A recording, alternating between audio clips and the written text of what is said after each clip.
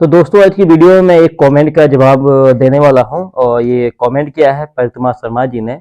एक प्रतिमा शर्मा जी हैं, उन्होंने कमेंट किया है। कमेंट इनका ये है कि मेरे पति की मृत्यु को 5 वर्ष हो गए हैं।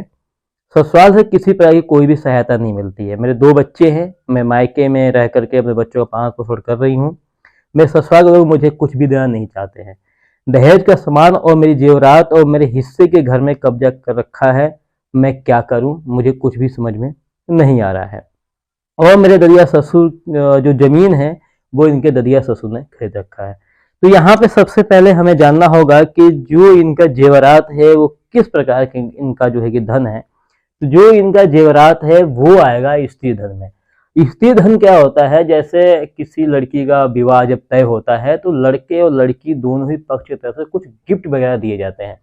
उस गिफ्ट में कुछ जेवरात वगैरह होते हैं, मतलब कि वो जो गिफ्ट होता है वो उसका स्त्री धन होता है। चाहे वो शादी के समय हो, चाहे बच्चे के जन्म के समय हो, वो स्त्री धन होता है। उस पर सिर्फ और सिर्फ उसी स्त्री का अधिकार है जिसको वो गिफ्ट दिया गया है। स्त्री धन को लेकर के कोलकाता हाईकोर्ट का कहना यह है कि स्त्री धन, किसी भी महिला को स्त्री धन और वित्तीय संपत्ति से वंचित करना घरेलू हिंसा के अंतर्गत अपराध माना गया है। ठीक है, तो आप समझ चुके हैं कि स्त्री धन जो है वो किसी भी स्त्री का जो स्त्री धन है उससे कोई भी हड़प नहीं सकता, उसे जबरदस्ती कोई व्यक्ति ले नहीं सकता, ना उसे कब्जा कर सकता है। अब इनकी समस्या है संपत्ति, मतलब जो जमीन है इनके ददिया ससुर ने उस जमीन को खरीदा है। तो ददिया ससुर ने जब उस जमीन को खरीदा है तो वो संपत्ति इनकी हो गई पैतृक। ठीक है, और ये जो है कि पैतृक संपत्ति हो गई।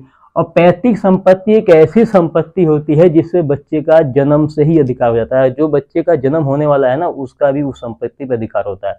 पर एक जमीन होती है स्वयं अर्जित।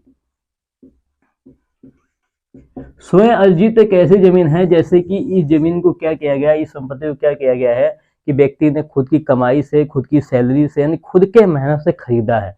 वो संपत्ति इसको कहीं से, इसके दादा से या परदादा से इसको ये जमीन नहीं मिली हुई है। लेकिन पैतृक संपत्ति वो संपत्ति होती है जो 4 पीढ़ियों से चली आ रही है।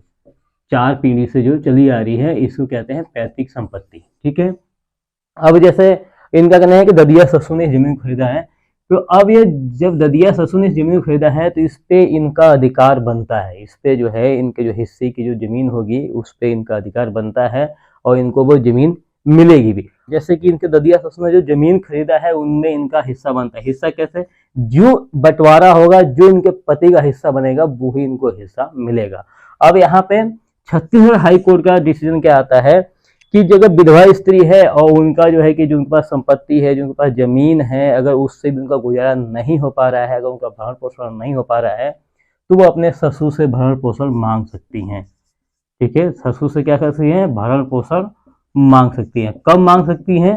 जब उनके हिस्से की जमीन उनको मिल भी गई या उनके हिस्से की जमीन उनको नहीं मिली है, कोई बंटवारा नहीं हुआ है और उनका कोई भरण पोषण नहीं हो पा रहा है, तो वो भरण पोषण अपने ससुर से मांग सकती है।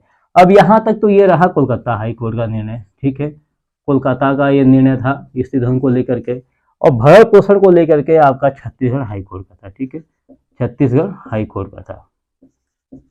ठीक है, अब यहाँ तक आप समझ चुके होंगे। अब इस मामले को जो है कि गुजरात हाई कोर्ट क्या कहता है। गुजरात हाई कोर्ट का इस मामले को लेकर के फैसला आया हुआ है। विधवा महिलाओं को लेकर के गुजरात हाई कोर्ट का भी एक महत्वपूर्ण डिसीजन है। डिसीजन ये है कि अगर विधवा महिला है और पहले वाले पति से उनके संतान है, अगर वो विधवा महिला पुनर्विवाह कर रही हैं, तो जिससे उन्होंने शादी किया, मतलब उनके सेकंड पति हो गए।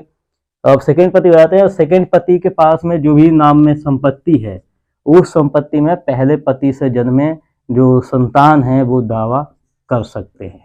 ठीक है, क्या करेंगे? वो दावा उसमें कर सकते हैं। तो इस हिसाब से अगर आप देखें तो जैसे आपका कमेंट ये है कि मेरे जो क्या बोलते हैं जेवरात और मेरे रहने के घर पे कब्जा कर रखा है, तो ये उनके तरफ से बहुत बड़ी गलती है और गलत जो है कि तरीका उन्होंने अपना रखा है। दूसरा जो है कि ददिया ससुर ने जो मतलब प्रॉपर्टी खरीदा है उसमें भी इन्होंने आप लोगों को हिस्सा नहीं दिया है। तो आपको कोर्ट का शरण लेना चाहिए, कोर्ट के शरण में आपको जाना चाहिए, कोर्ट में इनके खिलाफ में मुकदमा करना चाहिए। जब कोर्ट में मुकदमा करेंगे, जब आप वहाँ पर जाएंगे अपने अधिकारों को लेकर, जब आप लड़ती हैं तो आपको आपका जो भी प्रॉपर्टी है, जो भी संपत्ति है वो आपको मिलेगा।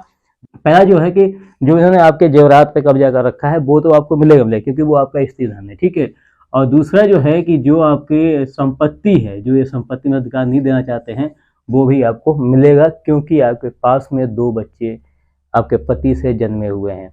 तो उम्मीद करता हूँ कमेंट जवाब आपको मिल चुका होगा। अगर आपका किसी प्रकार कोई भी सवाल है, कोई भी क्वेश्चन है, कमेंट बॉक्स में आप लिख सकती हैं। लिखने के बाद में उसका स्क्रीनशॉट लेके 9456175575 पे व्हाट्सएप कीजिए। आपके कमेंट के जवाब फिर से आपको देने का पूरा ही प्रयास किया जाएगा। तो मिलते हैं नेक्स्ट वीडियो में किसी बेहतरीन टॉपिक के साथ में। तब तक के लिए जय हिंद, जय भारत।